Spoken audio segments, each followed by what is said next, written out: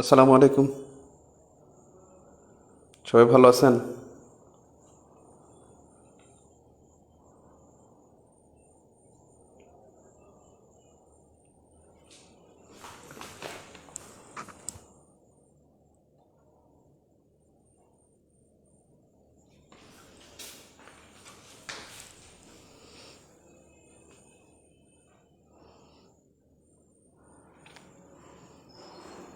সবাই ভালো আছেন?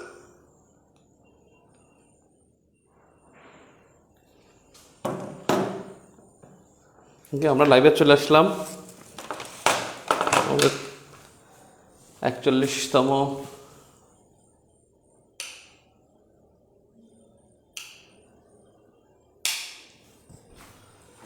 41তম প্রিলি পরীক্ষার প্রস্তুতি। ওকে, অনেকে আসছেন, থ্যাংক ইউ। আমরা খুব অল্প সময়ে কয়েকটা কথা বলবো। প্রিলি পরীক্ষার প্রস্তুতি। আমি আলহামদুলিল্লাহ ভালো আছি। আপনারা খুব প্রেশারে আছেন, খুব টেনশনে আছেন। মনে হচ্ছে যে 41তম পরীক্ষা হবে কি হবে না।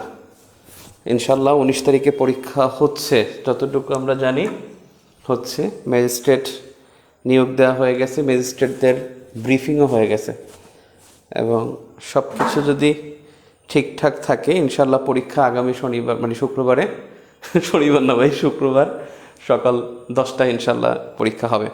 তো যা হোক, যা হবার হয়ে গেছে। অনেক কিছু এখন বিষয় যদি হয়েই যায় তাহলে আমাদের কি করতে হবে সেটা হচ্ছে বিষয়। মানে প্রথমত সবার আগে সবাই একটা চিল মোডে থেকে যান। একটা চিল মোড সবার দরকার, কারণ আপনি পরীক্ষা, বিসিএস পরীক্ষা দিয়েছেন, কিন্তু বড় একটা যোগ্যতা। বিসিএস পরীক্ষা সবার যোগ্যতা হয় না। আপনার যোগ্যতা আছে, এটা একটা বিশাল আপনার সাকসেস যে আপনি গ্র্যাজুয়েশন কমপ্লিট করতে পারছেন এবং আপনি বিসিএস পরীক্ষায় আপনি একজন এক্সামিন। এত যা হোক, আপনি যে বিষয়টা হলো যে এখন প্রেশার নেওয়ার সময় না, একেবারে প্রেশার নেওয়ার সময় না। এখন কুল থাকতে হবে, কুল থাকতে হবে। আমাদের হিস্ট্রি বলে, ইতিহাস বলে যে আমরা দেখেছি 35তম বিসিএস থেকে নতুন সিলেবাস, 35তমতে প্রশ্ন ছিল কঠিন, আর 36তমতে ছিল সহজ, 37তমতে ছিল আবার 35-এর মতো কঠিন, 38তমতে ছিল একটু সহজ বলতে বিগত নির্ভর কোশ্চেন ছিল, 40তম যেটা জেনারেল বিসিএস 39-42 আমরা ধরবো না, একটু কঠিন ছিল। অর্থাৎ প্রেজেন্টেশন 40, 37 এবং 35 সেম ছিল। 41তম ইতিহাস বলে যে কোশ্চেনটা সহজ হতে পারে, সম্ভাবনা আছে, খুবই সম্ভাবনা আছে। তো 41তম সহজ হওয়ার সুযোগ আছে। আপনি যে কোনো প্রশ্ন হোক, আমি এতটুকু আপনাকে এনশিওর করতে পারি ইনশাল্লাহ, যে কোনো প্রশ্নে আপনি দেখবেন 41তমতে বিশেষ করে যে কোনো প্রশ্ন বলতে আমি কয়েকটা বিসিএসের প্রশ্নের মানে সর্বশেষ কয়েকটা দেখছি, 35-এর আর 37-এর বিষয়টা পুরোপুরি আলাদা, ডিফারেন্ট। তবে আমার বিশ্বাস আপনি 60 থেকে 70টা প্রশ্ন ইনশাল্লাহ 30 মিনিটের মধ্যে দাগায় ফেলতে পারবেন। 30 মিনিটের মধ্যে দাগাতে পারবেন ইনশাল্লাহ, যারা পড়েছেন এবং যারা ওই সময় আপনি টাইমটা এন্টারটেইন করবেন। অর্থাৎ পরীক্ষার সময়টা যে এন্টারটেইন করবেন তার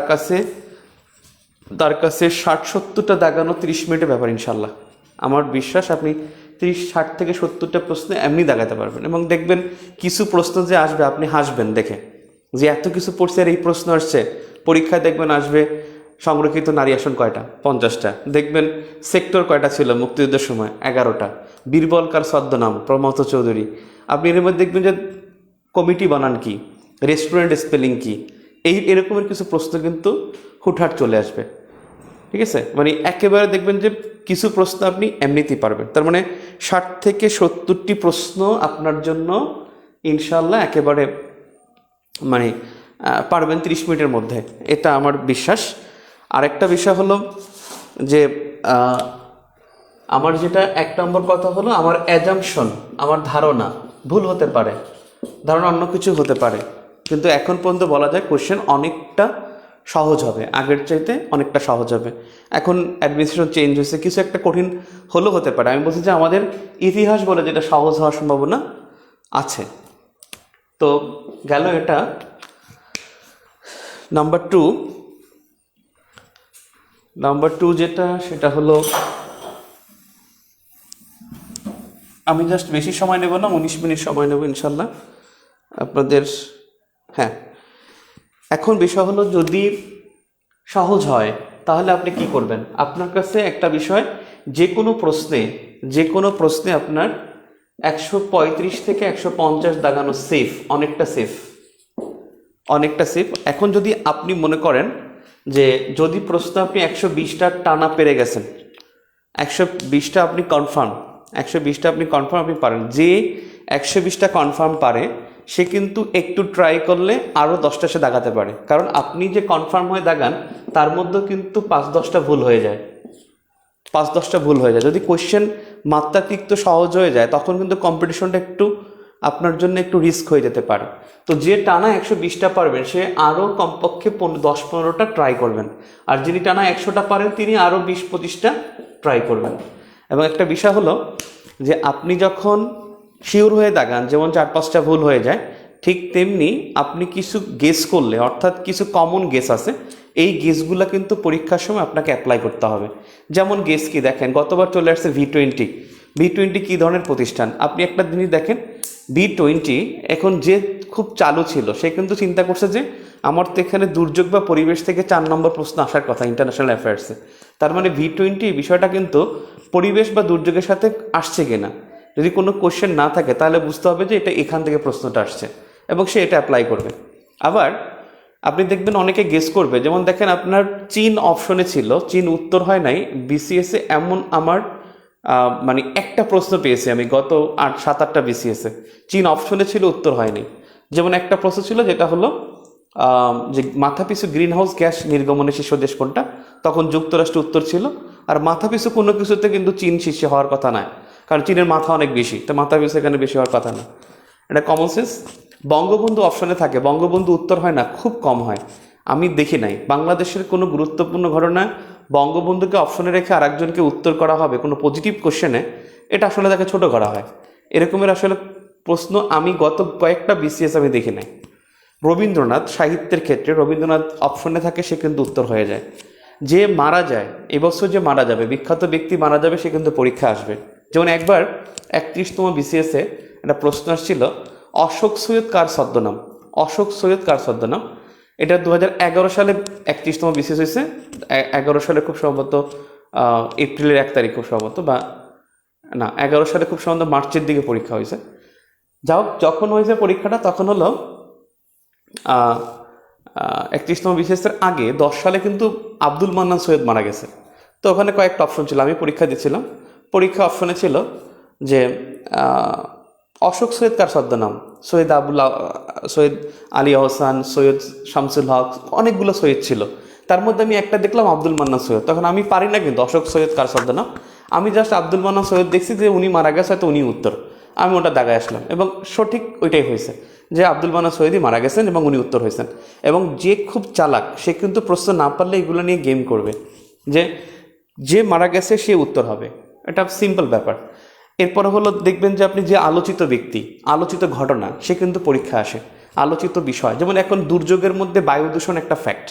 বায়ু দূষণ 20 সালে 19 সালে আমরা বায়ু দূষণের শীর্ষে ছিলাম, অনেক কিছু আলোচনায় ছিল, হ্যাঁ, কিন্তু বায়ু দূষণ কিন্তু আবার 20 সালে হয়নি। তার মানে বায়ু দূষণ একটা ফ্যাক্ট। যে কোনো প্রশ্ন যদি না পারি, তাহলে কোন দূষণ যদি না পারি, যে কোন দূষণে সবচেয়ে বেশি মারা যায়, তখন কিন্তু আমার কাছে বায়ু দূষণটা আমি দেখাবো যে অবশ্যই ওকে উত্তর করার জন্য এই কোশ্চেনটা করা হয়েছে।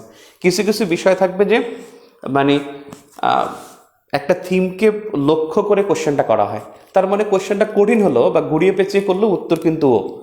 আরেকটা বিষয় হলো যে আপনাকে যেটা করতে হবে, যে টাইম ম্যানেজমেন্ট খুব ফ্যাক্ট, যেটা হলো আপনি 200 প্রশ্ন পড়বেন, এতে কোনো সন্দেহ নাই, 200 প্রশ্ন আমাকে পড়তেই হবে, সেই টার্গেট নিয়ে পরীক্ষা দিবেন। 31তম বিসিএসে কিন্তু আমি পরীক্ষার সময় কি করলাম, মানে ইংলিশ প্রশ্নটা পড়তেই পারলাম না, মানে একেবারে তাড়াহুড়া এমনভাবে করছি, মানে তাড়াহুড়ার কোনো দরকার নাই। এখানে 120 মিনিট কিন্তু হিউজ টাইম, অনেক সময়। আপনি দেখেন একটা প্রশ্ন যখন আপনি পেরে যান, আপনি যদিও একটা প্রশ্নে 36 সেকেন্ড টাইম পাবেন, একটা প্রশ্ন 36 সেকেন্ড, কারণ আপনার কাছে টাইম আছে 120 মিনিট, মানে সব কিছু মিলে আমরা দেখছি যে এখানে 720 সেকেন্ড খুব সম্ভবত, সেখানে আপনি 200 দিয়ে ভাগ দিলে সেটা 36 সেকেন্ড হয়। যা হোক 36 সেকেন্ড একটা কোশ্চেনে আপনি 36 সেকেন্ড টাইম পাবেন, কিন্তু আপনি যেই প্রশ্নটা পারবেন, যেমন দেখেন জাতীয় সংসদের সংসদীয় আসন কয়টা, 50টা, আপনার জায়গায় যে সর্বোচ্চ 10 সেকেন্ড লাগছে, কিন্তু যেটা পারবেন না সেটার জন্য আপনার ওখানে কিন্তু সময় দিতে পারবেন। তার মানে তাড়াহুড়ার কিছু নাই। অনেক সময় দেখবেন যে সংরক্ষিত নারী আসন কতটি, আপনি জানেন 50টি। অনেক সময় দেখবেন যে ওরা করে কি, প্রশ্নটার মধ্যে না এরকমের কিছু থাকে যে সংরক্ষিত নারী আসন কত বছরের জন্য বৃদ্ধি করা হয়, তখন কিন্তু 25 বছর কিন্তু অপশন থাকবে ঘ নম্বর, আর 50 থাকবে ক নম্বর।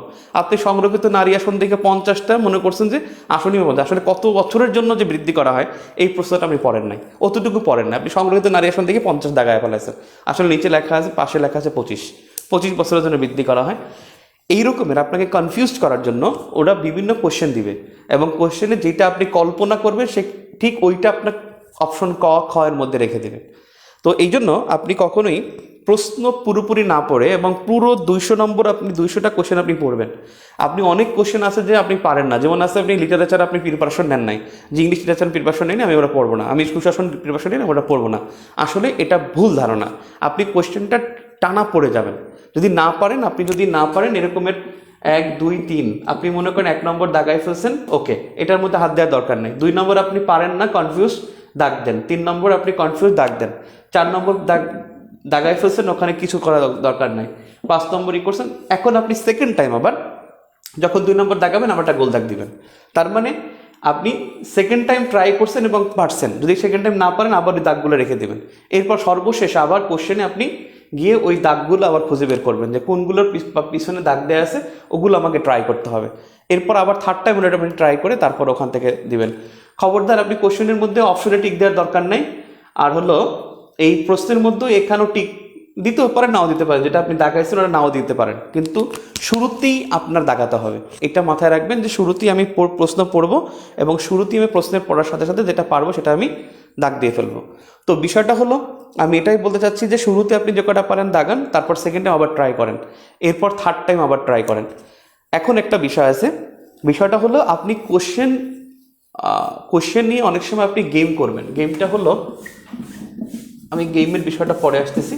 তো টাইম ম্যানেজমেন্ট ফ্যাক্ট, টাইম ম্যানেজমেন্টের মধ্যে অবশ্যই 200 কোশ্চেন পড়তে হবে এমন। আমি 31তমতে ইংলিশ প্রশ্ন কমপক্ষে 60টা পারতাম, আমি ইংলিশ প্রশ্নটা পড়িই নাই, এবং আমি কিন্তু 31তম প্রিলিতে এর জন্য ফেল করেছি।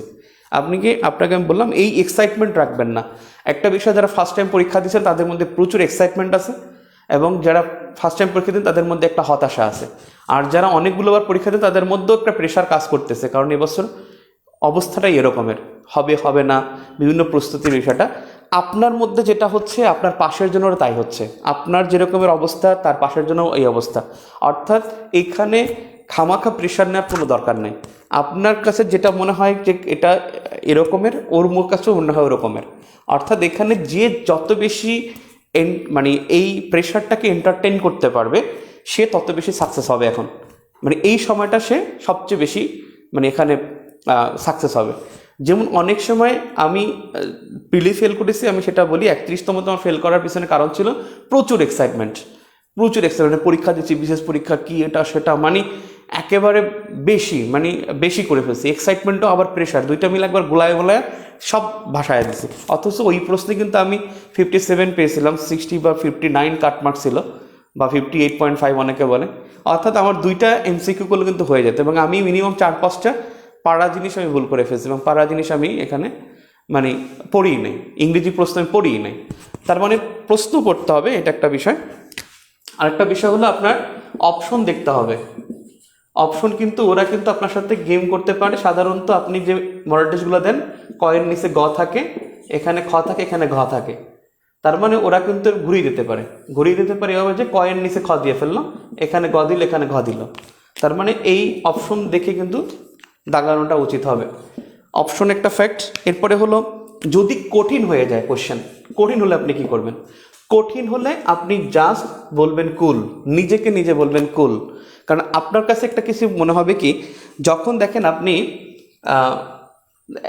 এক পারেন ভাল লাগে, দুই পারেন ভাল লাগে, তিন পারেন ভাল লাগে, তখন আপনি কি করেন, এরকমই করেন, এক পারি ঠিক আছে, দুই পারি ঠিক আছে ভাল লাগতেছে, তিন পারি ঠিক আছে, চার পারি না, পাঁচ পারি না, ছয় পারি না, তখন উনি পৃষ্ঠা উল্টালে দেখেন 7 নম্বর, এটাও পারেন না, 7 পারি না, মানে পৃষ্ঠা উল্টায় দেখেন ওটাও আপনি পারেন না, সাথে সাথে মাথা গরম হয়ে যাবে যে আল্লাহ আমি কিচ্ছু পারি না। অর্থাৎ পরপর 4-5টা প্রশ্ন যদি আপনি না পারেন, তখন কিন্তু আপনার প্রেশারটা জেঁকে বসবে ওখানে, এবং আপনাকে তখনই বুঝতে হবে যে আমি যদি 20টা না পারি আমার জন্য 180টা আছে, আমি যদি 50টা না পারি আমার জন্য 150টা আছে, তার মানে আমি যদি 70টা না পারি আমার কাছে 130টা আছে। আপনি এটা মনে রাখবেন, আপনি এখানে 100% পারার চিন্তা করবেন না, 100% পারার চিন্তা করবেন, এবং 100% যারা পারার চিন্তা করে তারা কিন্তু পরীক্ষার হলে একটা ধরা খেয়ে যায়। দেখবেন প্রত্যেক বছর আমি 31তমতে দেখছি একটা অঙ্ক, সহজ একটা অঙ্ক, অপশন ভুল ছিল, অপশনে ছিলই না, এবং প্রত্যেক বছর আপনি পরীক্ষার সময় দেখবেন একটা সহজ জিনিসের প্রশ্ন উত্তর থাকে না, হয়তো এটা টেকনিক হতে পারে। যেমন মনে করেন প্রশ্ন আসবে এরকমের যে এরকম একটা আসলো যে বঙ্গবন্ধু জন্মদিন কবে, 17ই মার্চ 1920, যেমন লেখা থাকবে যে 1917 20 মার্চ, অপশন দিয়ে রাখছে, কিন্তু আপনার 17 মার্চ 1920 আপনি এখন খুঁজে পাচ্ছেন না। এখন সে করে কি, ওই যে গেছে একেবারে মানে তওবা করে গেছে আমি 100টা প্রশ্নই পারবো, এমন একটা তওবা করে গেছে, সে করবে কি জানেন, আল্লাহ এটা পাচ্ছি না কেন, এটা তো পারা উচিত ছিল, এই তুমি কি দেখাইছো, যে প্রশ্ন ভুল, প্রশ্ন ভুল, মানে আলটিমেটলি সে পুরো হলটারে মাথায় নিয়ে ফেলে যে প্রশ্ন ভুল, এটা ঠিক হবে না, এটা বলে আলটিমেটলি শিক্ষকনে ওই টাইম ওয়েস্ট করে। তার মানে যেটা ভুল আছে ভুল, আমি জানলেও ওটা স্কিপ করে আমি পরেরটা চলে যাই। তার মানে এটা নিয়ে সময় নষ্ট করা যাবে না। কঠিন প্রশ্নে মাথা ঠান্ডা রাখতে হবে আপনাকে পারার জন্য। যদি কঠিন প্রশ্ন হয় 35-এর মতো 80-তে টিকাবে, সমস্যা কি? 37-এর মতো 95-তে টিকাবে, সমস্যা কি? কঠিন প্রশ্ন হলে এরকমের হবে। আবার একটু সহজ হয়ে গেলে 105-এ টিকাবে, 110-এ টিকাবে, এটাই তো স্বাভাবিক। এরপরে দেখেন আপনাকে সেটা হলো এখন যে বিষয়টা হলো যে সহজ কিছু পড়ুন। এখন আপনার প্রস্তুতির জন্য সহজ কিছু পড়েন। সহজ কিছু বলতে বিগত পড়তে পারেন, ওই যে প্রফেসরসের একটা আছে না বিশেষ সংখ্যাটা পড়েন, অথবা বিগত কিছু পড়েন যেগুলো সহজ, একেবারে দেখলেই পারেন, একটা কনফিডেন্স পাবেন এটা। আর ইনশাল্লাহ আমি আপনাদেরকে আগামীকালকে সকালে আমি লিঙ্ক দিয়ে দেবো, রাতেও লিঙ্ক দিয়ে শেয়ার করতে পারি। সকালে উঠে যদি আমার গ্রুপে দেখেন কোনো লিঙ্ক আছে একটা ফাইনাল মডেল টেস্টে, তাহলে মডেল টেস্টটা দিয়ে ফেলবেন। তো বিষয়টা হলো যে এখন সহজ পড়েন, এখন কঠিন না। কি পড়েন নাই, কি পারেন না, কি রিভাইজ হয় নাই, কি বাকি আছে, এগুলো মাথার মধ্যে খালি খুনসুটি করবে আপনার মধ্যে, যে খুশুমুশু করবে, আমি ওটা দেখিনি, ওটা দেখিনি, এটা করি না, আল্লাহ এটা কি, ওটা কি, এটা কিন্তু খুশুমুশু করবেই। আলটিমেটলি এই খুশুমুশুগুলো আপনি অমিট করে দেন। এই খুশুমুশু আপনার একেবারেই রাখার দরকার নেই, খুশুমুশু রাখবেন না। আরেকটা বিষয় হলো, সবচেয়ে বড় কথা হলো যে আগামী 20-22 ঘন্টা খুব গুরুত্বপূর্ণ, এবং এই 20-22 ঘন্টা নিজেকে খুবই চাঙ্গা রাখবেন। কার্টুন দেখবেন, চকলেট খাবেন, আড্ডা দিবেন, হাসাহাসি করবেন। আজকে তাড়াতাড়ি ঘুমিয়ে যান, 11টার দিকে ঘুমিয়ে যান, আবার কালকে মানে একটু একটা সময় রাখেন যে আমি একটু ফ্রেশ হব, অর্থাৎ একটা সময় হলো বিকালে বের হন, অথবা সন্ধ্যার পরে একটু বের হন, একটু চা খান, বাহিরে বের হন, অর্থাৎ এই সময়টা একটু বাইরে থাকাটার সময়। কারণ এমসিকিউ পরীক্ষা তো এত বেশি আপনি প্রেশার নেওয়ার আসলেই দরকার নয়। অনেক পড়ছেন, আলটিমেটলি যারা পড়ছেন তারা কিন্তু পরীক্ষা ইনশাল্লাহ খুব ভালো দিবেন। যারা পড়েছেন তাদের জন্য পরীক্ষা আগামী শুক্রবার, তাদের জন্য একটি থার্ড ঈদ। মুসলমানদের জন্য যেমন ঈদ অনেক খুশির দিন, তৃতীয় একটা ঈদের দিন হলো আপনার, সেটা হলো আগামী 19শে মার্চ। ইনশাল্লাহ 10টায় আপনাদের সাথে 10টার সময় আপনারা দেখবেন খুব চাঙ্গাভাবে পরীক্ষার হলে যাবেন, এবং আপনারা আগে ভাগে যাবেন, 7টার সময় বের হয়ে যাবেন। প্রয়োজনে পরীক্ষার হলে গিয়ে নিরাপদ দূরত্বে থেকে যেটা হাতে নিয়ে যাবেন সেটা হলো দেখবেন। আর হলো একজনকে নিয়ে যান কাছে থাকলে, কারণ আপনার ব্যাগ নিয়ে দিতে দেবে না, মোবাইল নিতে দেবে না, এটা ওটা নিতে দেবে না। তার মানে একজন নিয়ে যাওয়াটা খুব উত্তম, যদি কেউ থাকে তাদের কাছে নিয়ে যাবেন। আর একটা বিষয় হলো পরীক্ষার হলে স্যার যে থাকবেন তাকে খুব রেসপেক্ট করবেন। আপনি কলেজে শিক্ষক হতে পারেন, আপনি সরকারি হাই স্কুলে শিক্ষক হতে পারেন, আপনি নবম গ্রেডে চাকরি করতে পারেন, স্কুলের শিক্ষক আপনার কাছে মনে হবে এমপিভুক্ত টিচার, আপনার কিন্ডারগার্টেন স্কুলে সিট পড়বে, মনে হবে যেন এই স্কুলের শিক্ষক, তাকে আবার কি পাত্তা দেবো। আলটিমেটলি কিন্তু পরীক্ষার হলে তিনি বস। আমার একটা ছোট্ট এক্সপিরিয়েন্স বলি, 33rd BCS আমার প্রিলির আমার রোল নম্বর ছিল 035953। আমি ওই জিরোটা আর দাগাই নাই। আমি করছি কি, দুষ্টামি করতে করতে গেছি বন্ধুর সাথে যে দেখ রোল নম্বরটা কত সুন্দর, 35953, এরকম হুদাই দুষ্টামি করছি এবং আলটিমেটলি গিয়ে আমি আগে 3 বসাই দিছি, জিরো আর বসাই নেই। এখন তো মনে করেন আমার সিট পড়ছে সামনে, এখন ম্যাডাম বলতেছে যে আমি 1 মিনিট নেই, 1 মিনিট নিচ্ছে। এখন আমার ওখানে আমি ম্যাডাম সিট পড়ছে, আমি ঠিক যখন পরীক্ষার হলে ঢুকছি ম্যাডাম সিট পড়ছে, আমি তাকে গিয়েই সালাম দিচ্ছি, আসসালামু আলাইকুম ম্যাম, ভালো আছেন? বলছে যে হ্যাঁ ভালো আছি। ওইটা সে মার্ক করছে। এখন তো আমি গিয়ে পরীক্ষার একবার ফার্স্ট বেঞ্চে আমার, এখন তো বলছি ম্যাডাম আমার তো এটা ভুল হয়ে গেছে। এখন ম্যাডাম বলছে আমি তো ওএমআর দেবো না, আমাকে দেওয়ার কোনো নিয়ম নাই, আপনি যান। আমি 4 তলা থেকে নিচে নামলাম, প্রিন্সিপাল স্যারের কাছে যান। আমি প্রিন্সিপাল স্যারের কাছে গেলাম। এখন প্রিন্সিপাল স্যার হলো 2 জন, একজন ভাইস প্রিন্সিপাল, একজন হলো প্রিন্সিপাল। প্রিন্সিপাল যে সে হয়েছে চিকনা এবং সে প্যান্ট শার্ট ইন করা না, আর ভাইস প্রিন্সিপাল হচ্ছে মোটু সোটু একবার পুরো সুটেড বুটেড, মানে ওই মোট কাটারে, মানে আমি তো মনে করো ওটাই আমি মনে করছি প্রিন্সিপাল। আমি তার কাছে গেছি, এখন আমি তো কথা দিয়ে মুখ দিয়ে কথা বেরোয় না যে স্যার ওই মারে এরকম বলতেছে, কিন্তু স্যার করছে কি উনি জোরে জোরে বলছে যাই যাও, বলছে আমি বলছে দিতে দাও, মানে সে আরও 2 জনকে বলছে। এখন তাদেরকে কী দিতে বলছে আমি জানি না, আমি মনে করছি আমাকেও বলছে, তাই ওরা 2 জন যখন যায় আমিও চলে গেছি। আমি গিয়ে বলছে যে ম্যাম আমাকে দিতে বলছে। বলছে কী বলেন দিতে বলছে? আমাকে হ্যাঁ ম্যাম দিতে বলছে, প্রিন্সিপাল আমাকে বলছে। আচ্ছা ঠিক আছে নেন। আমি যে লিখছি ওয়েমারটা দিয়েছে লিখছি, এমন সময় কোশ্চেন নিয়ে আসছে ওই প্রিন্সিপাল, ওই চিকনাটা, ঠিক আছে চিকনাটা চলে আসছে। আচ্ছা বলছে যে ম্যাডাম বলছে যে আচ্ছা স্যার আপনি কি ওয়েমার ভুল করলে ওয়েমার দিতে বলছেন? এখন স্যার প্রশ্ন গুনে আর বলতেছে না না আমি করে দিতে বলি নাই। এখন তো সে প্রশ্ন নিয়ে চলে গেছে দিয়েটে। এখন ম্যাম বললো যে আপনি আমার সাথে করলেন কেন, মিথ্যা কথা বলেন না? আমি ম্যাম এটা না মোট কাটা বলছে, ঠিক আছে। তখন ম্যাম হাইসা দিয়েছে, এমন বলছে তাই আচ্ছা ঠিক আছে। আমি ম্যাম আমাকে লিখে বলাইছি, ঠিক আছে। তারপর আমার কিন্তু ওখানে যাও ওয়েমারটা আমার ঠিক হয়েছে। এখন আপনি কিন্তু পরীক্ষার হলে আপনার সমস্যা হবে, এটা হবে, আপনার ওয়েমারের সমস্যা হতে পারে, রেজিস্টারের সমস্যা হতে পারে। অর্থাৎ পরীক্ষার হলে গিয়ে গার্ড পড়বে, তাকে একটা সালাম দিয়ে সুন্দর করে তারপরে ভালো আছেন কথাটা জিজ্ঞেস করলে যে কেউ হোক আপনাকে 2 ঘন্টা সে আপনাকে অন্তপক্ষে ডিস্টার্ব করবে না। আর পরীক্ষার হলে কী থাকবে আমি আরেকটা পোস্টে আমি লিখে দেবো, আপনারা এখন পড়েন ইনশাল্লাহ, প্রেশারলেস, একটু পড়েন, একটু দুষ্টামি করেন, একটু চকলেট খান, একটু চুইংগাম খান, এবং সবার জন্য শুভকামনা। এবং এবছর একটা বিষয় আমি বলি যে এই বছর যেটা হবে সেটা হলো 40তমতে 80,000 পরীক্ষা দেয়নি, 38তমতে প্রায় 60,000 পরীক্ষা দেয়নি। এবং আমি যদি জানি আমার 33তম BCS 2,47,000 মনে হয় সদস্য ছিল, 35তমতে 2,47,000, তার মধ্যে মনে হয় 30 না 32,000 পরীক্ষা দেয়নি। এবং আমার বিশ্বাস ইনশাল্লাহ 19 তারিখে পরীক্ষা হলে মিনিমাম 1 লাখ পরীক্ষা দিবে না।